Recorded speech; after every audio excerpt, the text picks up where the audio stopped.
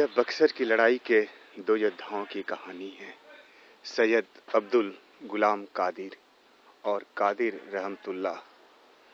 इन दोनों ने 1764 की लड़ाई में कंपनी के खिलाफ लड़ा था। यह कहना ठीक नहीं हुआ कि मीर कासिम के सिपाही थे या शाह आलम के या शुजाउद्दौला के, पर कहते हैं कि कथकौली की इस लड़ाई में इन दोनों योद्धाओं ने बहुत देर तक अपनी सेना की छोटी सी टुकड़ी के साथ कंपनी के सिपाहियों का मुकाबला करते रहे हैं।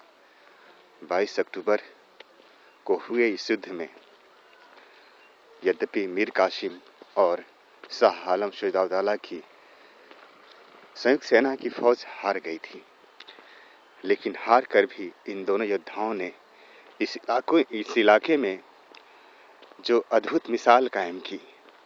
कहते हैं कि जिस साझी संस्कृति, साझी विरासत की बात बार बार हिंदुस्तान के इतिहास में होती है, इस लड़ाई के इन दोनों योद्धाओं का भी अगर हम ध्यान दें तो इन्होंने इस युद्ध में अपनी बलि देकर के हिंदुस्तान की उस हुकूमत की रक्षा की थी, जिसे हमारे देश की जनता ने एक लंबे समय की साझी संस्कृति और साझी विरासत के बाद बनाया था।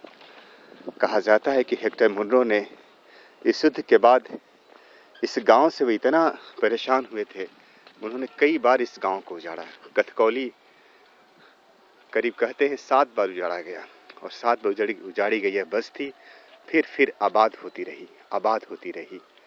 बाद में लोग कहते हैं कि एक छोटा सा पटना से बक्सर या बक्सर से पटना जाने वाली रेलवे लाइन पर एक छोटा सा उन्होंने स्टेशन या हॉल्ट कहिए बनाया, जिसे वो बार बार फतेहगढ़ कथकौली के नाम से संबोधित करते थे। उतरते थे, आ करके अंग्रेज अपने स्मारक के पास एक तरह से अपनी जीत की जश्न या जीत को एक तरह से उत्साह से देखते थे कि यह वही जगह है जहां से पूरे हिंदुस्तान पर या उत्तर भारत पर उन्हें एक तरह से कब्जा करने का मौका मिला। लोग कहते हैं हिंदुस्तान की इस तारीख ने एक तरह से आधुनिक भारत को एक ऐसी शासन व्यवस्था की तरफ ढकेला जो बाद में जा करके 1857 में ब्रिटिश राज की तस्वीर बनी। लेकिन अंग्रेजों ने जो अपना स्मारक बनाया, उसके समानांतर गांव के लोग द्वारा बनाया गया स्मारक आज भी कथकौली में मौजूद है। हम कहते हैं उसे देखने के लिए दूर दूर से लोग आते हैं। इस पीपल के पेड़, इस बरगद के पेड़ के नीचे कहते हैं कि यह पेड़ बहुत ही पुराना है, 1764 में लगा हुआ। यहाँ पर एक कुआं था और कहते हैं कि उसी कुएं में, इस मैदान में पाए गए सारे हथियारों को लोगों ने दफना दिया था और दफना करके कथकौली के गांव के लोगों ने एक तरह से उन शहीदों की याद में अपना स्मारक बनाया। वह सामने जो आप देख रहे हैं,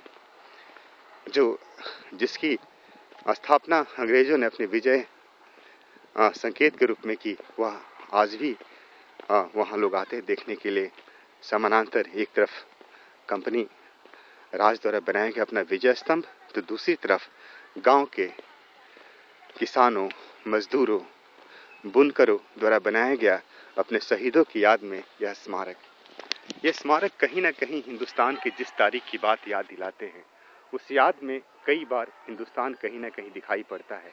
लेकिन हम जानते हैं हिंदुस्तान की जिस तारीख की चर्चा बार बार होती है, यह मैदान, यह कथकौली का मैदान, यह मज़ार उसकी एक बड़ी मिसाल पेश करता है। यह स्मारक कंपनी राज द्वारा बनाया गया है, काफ़ी विशाल है, यद्यपि इसका पुनर्निर्माण किया गया है। यह कहना मुश्किल है कि भारत के इतिहास के लिए यह विजय स्तंभ महत्वपूर्ण है या जनता द्वारा बनाया गया कथकौली गांव की वह मज़ार। दोनों का अपना अपना इतिहास है, एक सत्ता का इतिहास, एक जनता का इतिहास। मुझे लगता है बार बार भारत की जनता ने अपना इतिहास अलग तरीके से बनाया है और यह इतिहास भारत की गलियों में, भारत के गांवों में, भारत के कस्बों में और उन छोटे छोटे स्मारकों में मौजूद है, जिसे आज भी इतिहासकार महत्वपूर्ण मानकर छोड़ देते हैं। इतिहासकार की निगाह बार बार इन बड़े स्तंभों की तरफ जाती है, जैसे कि यह अंग्रेजों द्वारा बनाया गया बक्सर की लड़ाई में का विजय स्तंभ, और बार बार इतिहासकार बगल में ही मुश्किल से 50 फीट की दूरी पर खड़े उस मज़ार को भूल जाते हैं, जिसे गांव की जनता ने एक तरह से अपने दो योद्धाओं की स्मारक उनकी याद में स्मारक बनवाया। वह स्मारक आज भी मौजूद है।